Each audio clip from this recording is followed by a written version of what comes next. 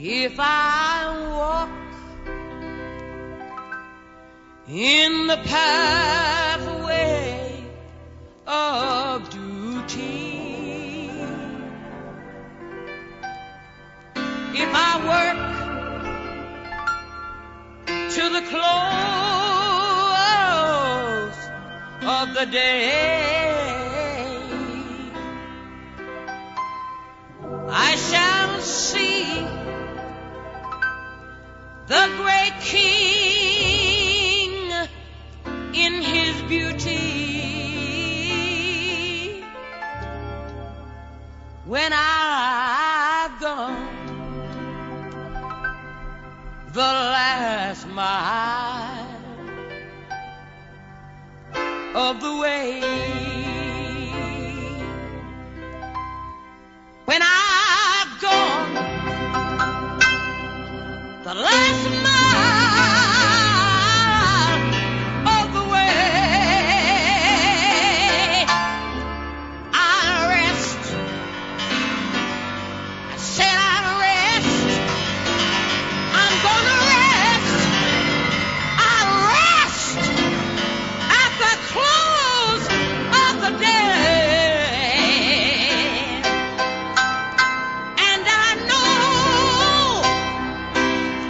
there are joys, Lord, waiting for me when I'm gone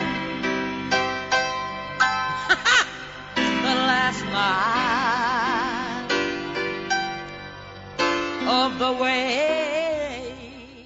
All Scripture is breathed out by God and profitable for teaching, for reproof, for correction, and for training in righteousness, that the man of God may be competent, equipped for every good work.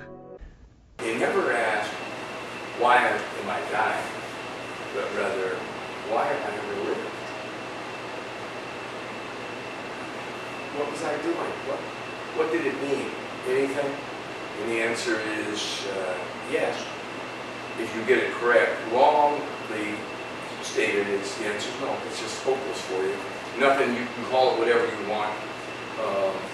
It's just hopeless. And we don't have hopelessness, but you can. And it comes down to significance. Is it all just big talk? Christians today always trying to tell you that your life is significant. You can listen to guys on the radio all day talk about how significant your life is. It's only significant if you follow down. See history? What is it really? Well, the answer is right there. His story. See, the only story that matters is his story, meaning God's. Okay? I think in one of these little books I put this thing where, like, I tried to tell Lois it's like she and I are vaudeville. You guys ever see vaudeville? They have these, in the early 1900s, they'd have these stages in New York, and they'd have, the audience would sit there, and comedians would come on, different people, and then they'd have these dancing girls, and they were always doing this crisscross thing across the stage, right? And then they just exit. I said, Lois, that's what we're like. We're like the dancers who come on the stage on one side, we dance for a moment, we're right off the stage. If life is a stage, that's what we do. We're all doing that tonight, okay? I mean, your dad, a long time ago, started dancing, right? Somebody picked him up, right? When he was in those little clothes, and they bundled him up, and they wondered what he'd do in life, and do all of those things. Well, now, look what he's done. He's got children and grandchildren, and he's done his work, and he's done marvelously as things go like that. But he's about to exit. He's like me. He can't live forever, right? That's what's going to happen. Well, guess what? You're a lot closer to him than you thought you were. You thought your dad was old, right? Now Donnie thinks you're old. See? He thinks you're old. Yeah. So you see it and you realize, wait a minute, my dad's only 20 years older than I am. That's not a whole lot. You know what I mean? So you go through that and you say, well, where do I fit in? The answer is nowhere if God isn't telling his story. Now, fortunately for us as Christians, it is his story. From the beginning, right, it begins, this ancient book, right, which is a sacred book, he's preserved, and in the beginning, God. See, that's how it began. In the beginning, God. That's where it should begin. It's his story. It doesn't begin, well, in the 21st century, there was an old man owned a bar downtown. One of those. That's a funny place to start the story. He must be the main character. I'm not the main character. I'm just a guy coming on the stage thousands of years after the story began. That's it, simple. Once I get that, I can enjoy being the guy who comes on the stage and goes off the stage. But if I think the story's about me, well, that's pathetic. Remember when you were, I don't know if you ever, remember when Donnie was little, probably, you're in the 2nd grade, you go to see your kid, and every one of the kids thinks it's about them, right? You're watching this program, and there's a kid in the back, and you're like, man, that kid, it's supposed to be a lamb, right? You're a lamb in the nativity scene. Lambs do not dance and do that, make faces so everybody can, you're like, what are you thinking? The kid still thinks the story's about them. They're like, it's about the baby doll. Okay? The doll's not doing anything, but it's about the doll.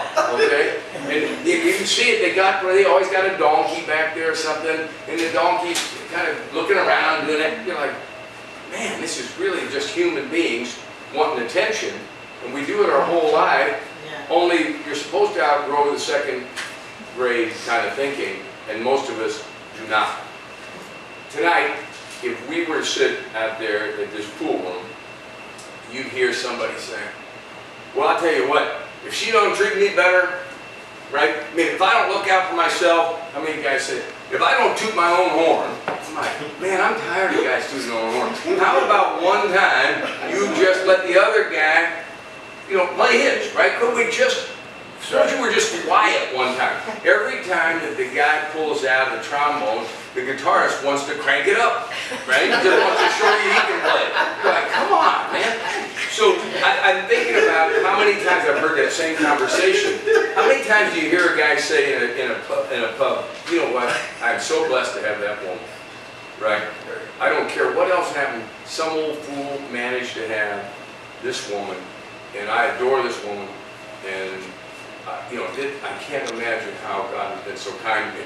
If you heard one of those things once in a while, you'd be shocked. Because when the guy starts talking about, you know what, if she doesn't treat me better, I mean, I'd treat her better if she treated me better, you're like, holy cow, everybody can think like that. Couldn't we have one person who kind of went against the wind once in a while, right? Somebody who paddled upstream. Sometime in my life, I'd like to meet somebody who goes upstream when everybody else finds it easy to go downstream. And when a guy's saying that kind of stuff, if you say it about Vicky tonight, you know what they'll say? Amen. Only they don't say amen at the pool hall. If they learn to say amen, the place would be full of amens. Because everybody there kind of wants to say, yeah. And Donnie's got to look out for himself. Really? Really? I'm sick of Donnie looking out for himself. I want Donnie to lay his life down. You understand? Christianity demands a whole different thing. So when you listen to Christian radio and it's telling you that your significance comes, Lorenzo, from making your own way in this world and that God's willing to tag along with your dream, I'm saying to you, you need to tag along with his. Let's figure out what he thinks you ought to look like. Let's figure out what he made you for, right? Let's find out where you fit in the play. If I'm the lamb, let me be the lamb. Okay? If I'm the donkey, let me be the donkey. If I'm Joseph, that's fine. But I want to hunt that. That's how you say to him, your will be done. You made me. Let me fit into the play where I belong, and I'm afraid to be the donkey if I should be the lamb. See? That's why when you get that kind of a thing in life, you're anxious to find out that you can be, your life can be fulfilling if you can find your spot. How did he make me becomes an important thing. Not, I've got this idea that I like Marna's lifestyle, so I'm going to be like Marna. Well, maybe God didn't make you like Marna, right? I mean, maybe you're different. And different is, if it's accidental, different is bad, right? I mean, people say all the time, how fair is it that you were raised in such and such a family, right? I mean, come on. Bernard, did Bernard get the best draw in life ever? Probably not, in parents. You know what? Did God know who Bernard's parents were? Did he insist on them being Bernard's parents? Yes. Bernard better not complain to me. There have been a lot of people, we're going to meet one at the end of this, a guy named Jephthah, who's had a really hard beginning in life. And his is harder than Bernard's. You know what? God was always using that for a purpose. Well, he didn't see it. Bernard can't see it, maybe. So what? I don't ask Bernard to see it. He's not deity. As long as God can see it, I'm content with that. Right? So you have to know that bad news in life, bad fathers, are not a good thing. Bad fathers are also not the end of the world. God has overcome an awful lot of bad parenting. Okay? We've all got sad stories when you start talking about parents and all of these other things that came, and there's a lot of sadness in this world. But if you once get this idea that you were born on purpose at a certain time, you weren't born during the Civil War, you weren't born during World War II, you were born precisely when God decided before eternity began. Okay? So I want you to look at this. Look at Psalm 139 if you have a Bible there. Otherwise you can listen to me read it.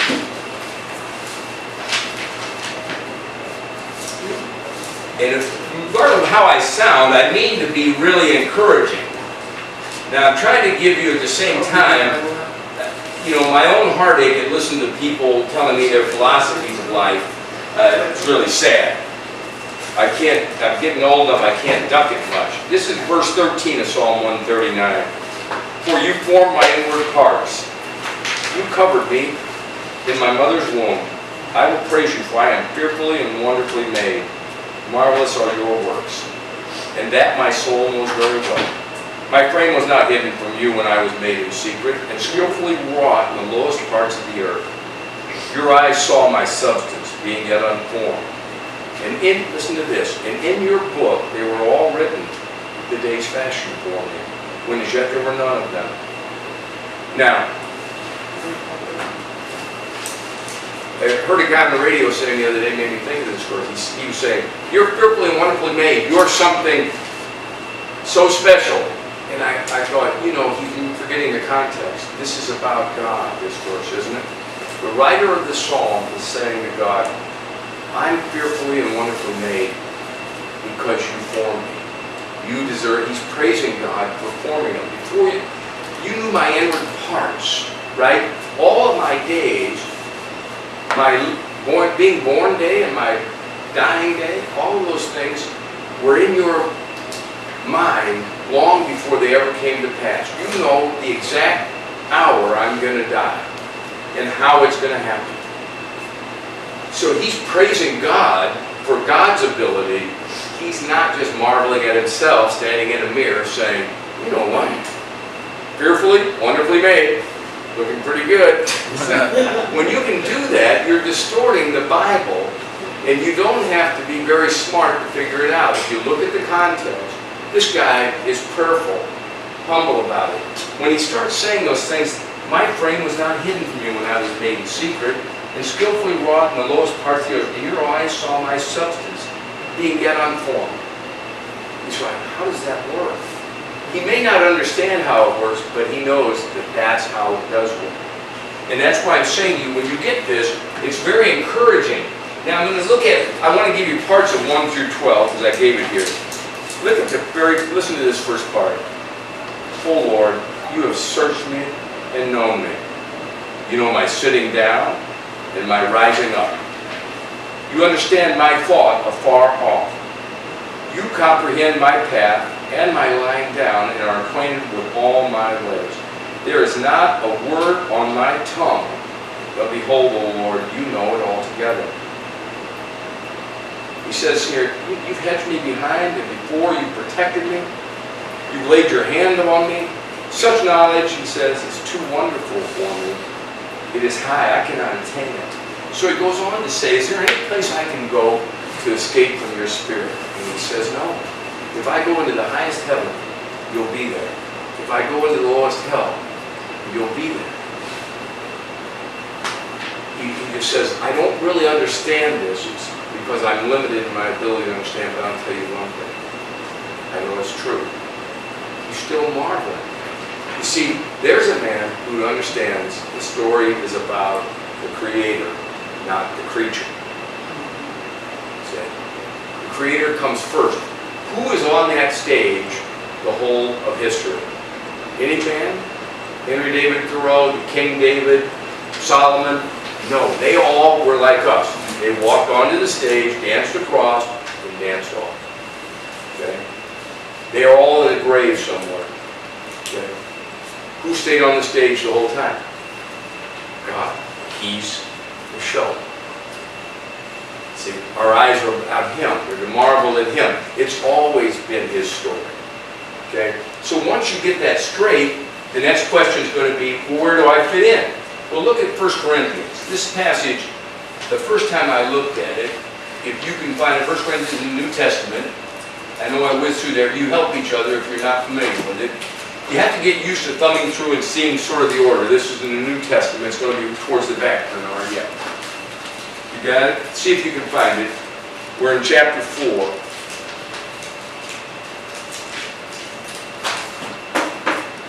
Find it any help? Let's see where you're at. Okay, you're too far back. So what we want to do when you come up here. 2116. Oh, you guys got the same Bible. So you're looking at page number. Vicki will call these out like an auctioneer. 2000 what? 116. 2001. I was trying to be helpful. No, it is helpful. No, I'm not kidding. I mean it. It's good. We need that. I didn't realize we have that advantage where so many people have the same Bible. That's. So let's find chapter 4, right? And then go down to verse 7. Now let me give you the context because I'm going to say over and over to you, you have to be careful about taking words out of the context. So I'm going to take the context of this passage. Paul's writing a letter, right, to the people in Corinth. He's planted a church there, he's now not there. He's writing, he's actually solving some problems that have come up there. And in Paul's letters you always get two things. One, he's being fatherly towards people, and the other, he's having to fend off people who are saying bad things about him. He gets ill-spoken of no matter what he does. So there's always false teachers, and there's always pretenders, and they jump on Paul, and he's up to the task, believe me. He's dedicated, but he's always suffering, and he writes back, and he's always full of godly wisdom. Now, these people are boasting about their teachers. Somebody's saying, you know, well, Bill Moore's really a wonderful teacher, so well, he's better than this guy. And the other guy's saying, well, not really, you know, we got this teacher, and they're really all boasting about their teacher. So Paul has a way of stating things. He's a very attorney-like sometimes, and he comes through here, and he says, look at verse 7. First he says in verse 6, I'm writing this that none of you may be puffed up on behalf of one against the other. You see, he's telling you there's that problem, right? I wouldn't be writing that sentence, Marna, if you weren't doing something that's not right. You're actually puffing yourself up. He has to say again, I have a lot of knowledge, but knowledge can puff up. He's not crying knowledge. He's really saying you can misuse knowledge if you start thinking more highly of yourself than you ought. The Bible has one admonition after the other that a man ought never to think more highly of himself than he ought. Why? You're not self-created. Okay, so listen to verse 7. For who makes you to differ from another? Who made Marna, who has a really good mind, who made Marna to differ from her sister or her neighbor? Did Marna do it? I mean, Marna can work as hard as she wants, right? If she's dyslexic, she can't read as well, right? If she has an IQ of 100 instead of 128, she's going to be at a disadvantage in grade school. But if Marna could produce that 128 IQ or 138 or whatever it might be, that would be different. She didn't have any input in it. Remember the last verse? Before I was formed, you knew not only what I was like, you knew all the days were fashioned for me. Why? You fashioned them. So when Marna wakes up and says, I have an aptitude to do these certain things, and I have the courage to do these certain things, Marna needs to say, who made me like this? Why am I able to do what my sister can't do? Or why can my sister do what I can't do? Right? You get children. Does God make them all the same? They're not the same. One's extremely independent right away. You watch it. When you watch them, you're always trying to shape them, but really, what can you do with that child? If that child's independent by the time they're 18 months, right, you can see it in them. And the other one's compliant, right? The minute the older brother says, you can't do anything, she just hangs her head, right? Now, you go to another family, and that second one says, put your fist up, moron. Talk to me like that, you know what I mean? You're like, oh, that one's 2 years old wanting to whack at that 4-year-old. You got somebody else on your hands, right? Now, I promise you, you can fertilize that little one, right? And you can protect it, you can prune that little one. But if you can change that little one, yeah, don't worry about it, you're not going to. The way God made that tree is the way that tree's going to go. Now, I'm not telling you that it can't do wicked instead of good. I'm not telling you that, but I'll tell you, if it's going to be strong and individualistic and all of those things, it won't be just because you coached it into them, right? When Evan was playing soccer, he was an all-state soccer player as a sophomore, so I said to him, I don't know soccer, but I know this. Every time that kid from Griffin leaves his feet, right, when you're running down there for that ball you're challenging him for, run right through it. Just run right through it. When he leaves his feet, I can just run right to him and then apologize like they always do. And I said, they forgive you real quickly in soccer. If you look like you're the least bit apologetic, I watched it. And I said to him, I promise you, the next ball that comes, that kid will back down. He will not go 100%. He'll make sure that he runs just a half a step slow so that you get to that ball first. And Evan looked at me and he said, Pop, man, it hurt. I said, so what? And he's like, I said, I said, well, that's the end of that, you know. I was already stumped because at that point in my life I thought, man, I just got to coach him up a little bit. He's probably just like his old man, just run through that wall, you know what I mean? And none of that, a little pain, forget that. Just drag that leg down there, get that block. But he had a sister like that, who was like that. And she was so aggressive that you'd have to stop it, you know, where the other parents would be complaining.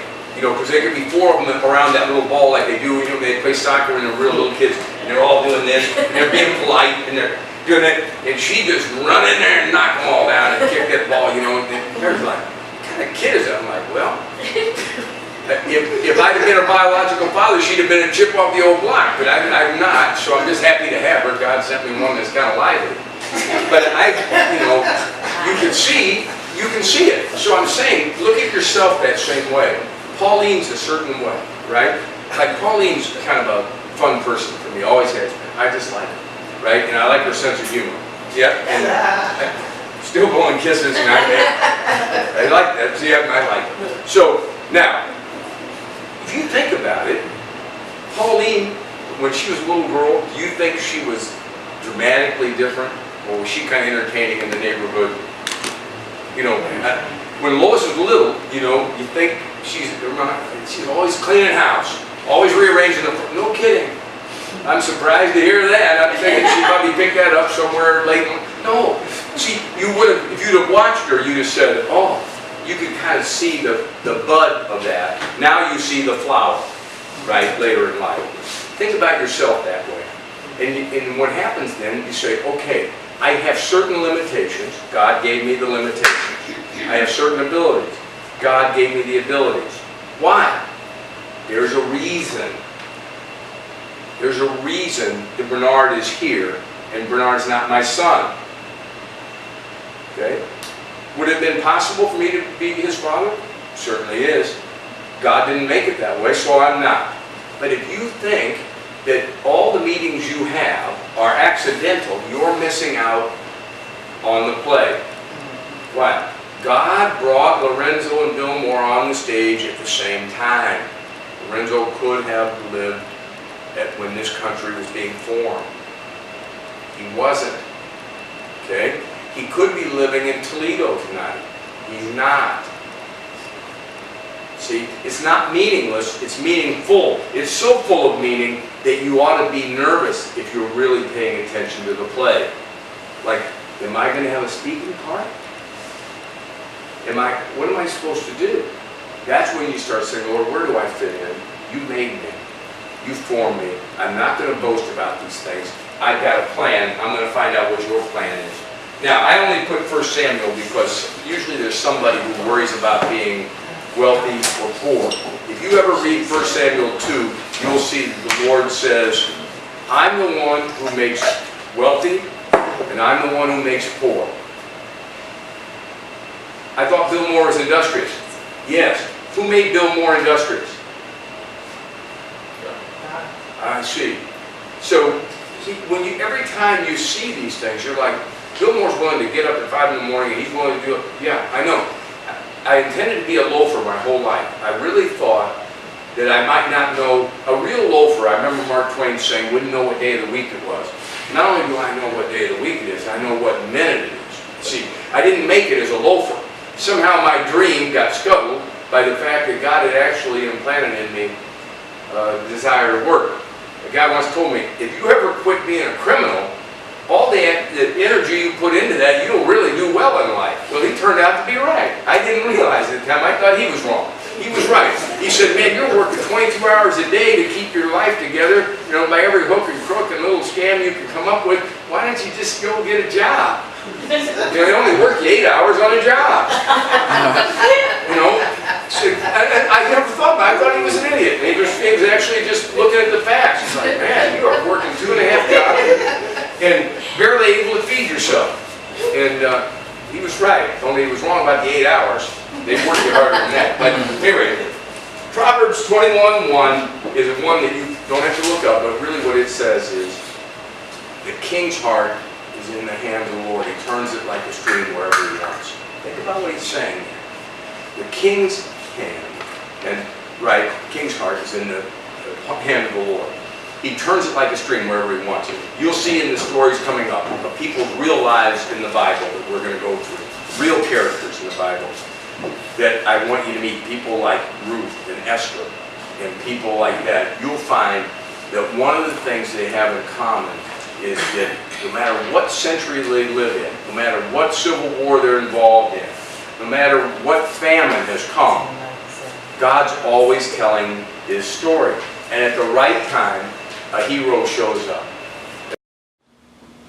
I hope you enjoyed our little Bible study. If the idea of learning more about God intrigues you, consider joining us Monday nights at Arlington's 210 Broadway, downtown Springfield, for this study. You can be a part of it. The only thing that keeps you from it is you. Thanks. If I walk in the pathway of duty, if I work to the close of the day, I shall see the great King in his beauty. When I've gone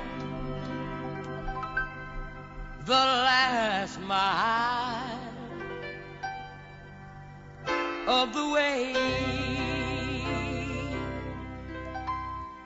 when I've gone the last